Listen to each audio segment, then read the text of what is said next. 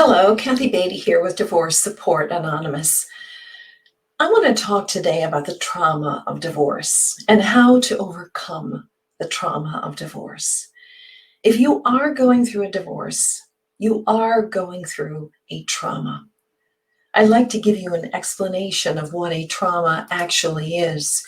So if we look at this definition, it says that a trauma is a response to a deeply distressing event that overwhelms an individual's ability to cope, causes feelings of helplessness, diminishes sense of self, and their ability to feel and to function. That is the definition of a trauma. And you understand it all too well as you are going through the trauma of divorce. Now, there are symptoms to a trauma, and they include anger, persistent feelings of sadness and despair, flashbacks, unpredictable emotions, physical symptoms such as nausea and headaches, intense feelings of guilt. Wow, that sums it up well, doesn't it? As we're going through a divorce. Divorce is a trauma. In understanding that, perhaps we can become more compassionate to ourselves. I'd like to give you 3 tips in overcoming the trauma of divorce. Number 1 is patience with yourself, to lower the expectations that you have for yourself. I always tell my folks in my support groups, don't expect to climb mountains, but simply to manage the speed bumps right now.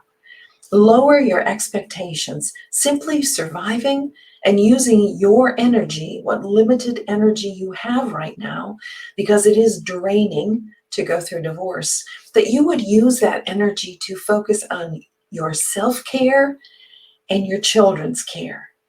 That's all you need to be concerned about.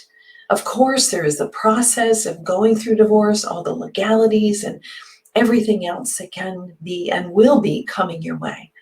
But if we lower our expectations and we are not only compassionate, but patient with ourselves as we go through this trauma, it will help us tremendously in going through the struggle of the divorce.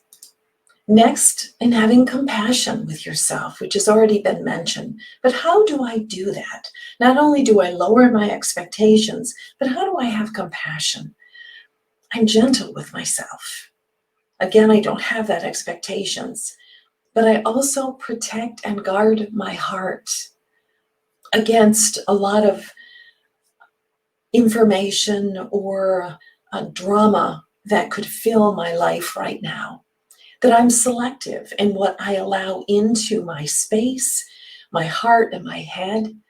And I do guard myself. I guard myself with prayer and asking God to protect me and to guide me and to comfort me. There is a time to simply ask God to hold you. When my husband left for the second time, that was all that I could utter in prayer, was simply, God, please hold me. That is one way in which we can be compassionate to ourselves, to realize that we have a God who longs to comfort us, to guide us, to direct us, to give us peace and comfort. So be compassionate to yourself. And thirdly, get guidance for yourself. Don't go through divorce alone. It's cruel that you would do that to yourself, that you would expect yourself to go through a trauma on your own. You wouldn't go through a car accident that way. You would want the nurses, the doctors, the x-ray technicians, you would want that team around you to help you heal.